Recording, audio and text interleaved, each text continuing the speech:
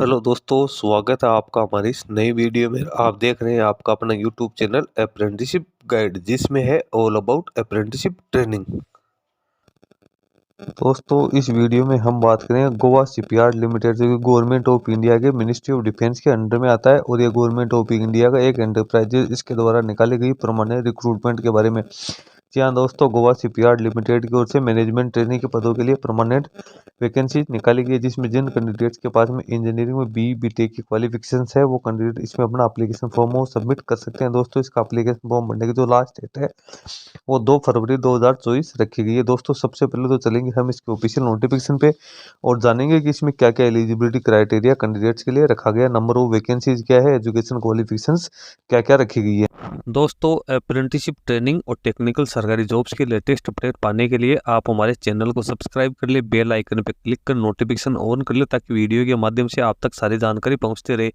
दोस्तों, आप हमारे टेलीग्राम चैनल और व्हाट्सएप ग्रुप को भी ज्वाइन कर ले, जिसका लिंक हमारे वीडियो के डिस्क्रिप्शन बॉक्स में अवेलेबल है, जिस पे मैं लगातार आपको अपडेट करता रहता हूं। दोस्तों, यदि आप बैंकिंग या फाइनेंशियल सेक्टर से जुड़ी रिक्रूटमेंट की लेटेस्ट अपडेट और जानकारी प्राप्त करना चाहते हैं, तो आप हमारे another YouTube channel banking jobs guide को सब्सक्राइब कर ले, जिसका लिंक हमारी वीडियो के डिस्क्रिप्शन बॉक्स में अवेलेबल है, जिस पे मैं लगातार बैंकिंग सेक्टर और फाइनेंशियल सेक्टर के द्वारा जो भी वैकेंसी निकाल जाती है उससे संबंधित वीडियो अपलोड करता रहता हूँ।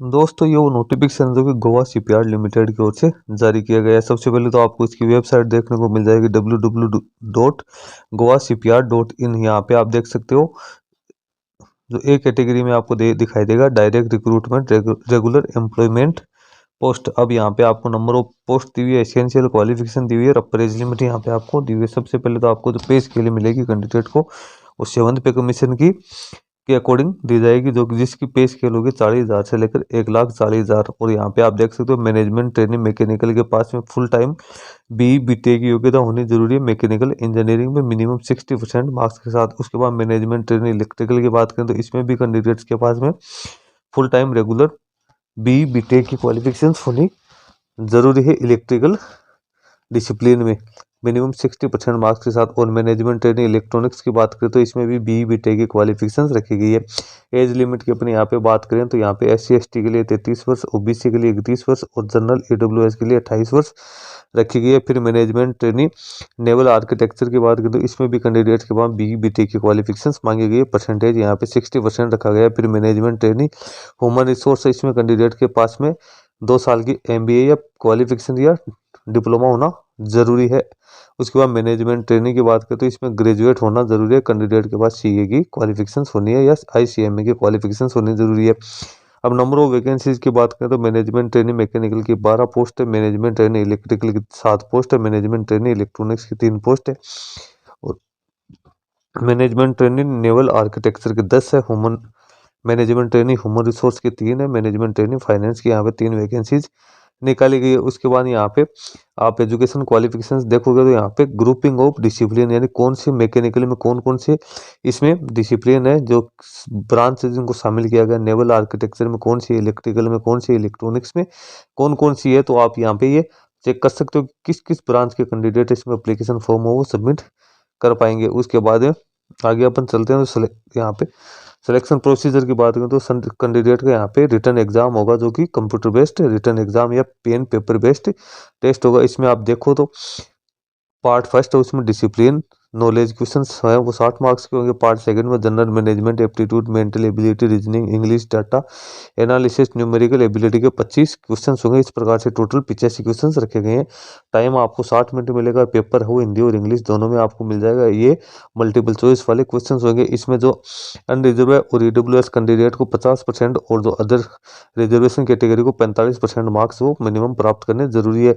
उसके बाद जो कैंडिडेट रिटर्न एग्जाम में क्वालिफाइंग घोषित हो गए उनको इंटरव्यू के लिए बुलाया जाएगा। इंटरव्यू में 1 सीट के अनुपात में 5 कैंडिडेट को बुलाया जाएगा। इंटरव्यू 15 नंबर का होगा, जिसमें भी कैंडिडेट्स को मिनिमम क्वालिफाइंग मार्क्स वो 50% रखे गए हैं और रिजर्वेशन कैटेगरी के लिए वही 45% मार्क्स रखे गए हैं। उसके बाद कैंडिडेट को यहाँ पे जब डॉक्यूमेंट वेरिफिकेशन के बाद में कैंडिडेट को ऑन जॉब ट्रेनिंग दी जाएगी 1 साल के लिए। 1 साल तक उन्हें ऑन जॉब ट्रेनिंग पे रखा जाएगा। अब 1 साल की जो ट्रेनिंग होगी उसमें कैंडिडेट को 40,000 रुपये पर मंथ दिए जाएंगे। इसके साथ जो भी अलाउंसेज वगैरह हैं, जो DA HRA या पर्क अलाउंसेज, वो सारे कैंडिडेट्स को दिए जाएंगे 1 साल की जब कैंडिडेट की ऑन जॉब ट्रेनिंग खत्म हो जाएगी तो उनको बाद में E1 ग्रेड में कैंडिडेट को रेगुलर अपॉइंटमेंट दे दिया जाएगा। यानी अपन बात करें यहाँ पे टोटल CTC की तो मैनेजमेंट ट्रेनिंग पीरियड के अंदर तो कैंडिडेट को 11.36 लाख पर एनम मिलेगी, और उसके बाद जब उनको असिस्टेंट मैनेजर ग्रेड में रेगुलर कर दिया जाएगा तो उसके बाद उनको 15.05 लाख पर एनम दिया जाएगा। इसके अलावा अदर अलाउंस है जब वो भी कैंडिडेट्स को दिया जाएगा। उसके बाद कैंडिडेट्स है वो 3 साल के लिए जो सर्विस बॉन्ड है वो भरना जरूरी है। ऑल इंडिया में जहाँ भी GSL की ब्रांच है या ऑफिस है वहाँ पे इनको पोस्टिंग दी जा सकती है। उसके बाद में एज रिलैक्सेशन की यहाँ पे डिटेल्स दी है। जनरल कंडीशंस यहाँ पे कैंडिडेट्स के लिए दी है।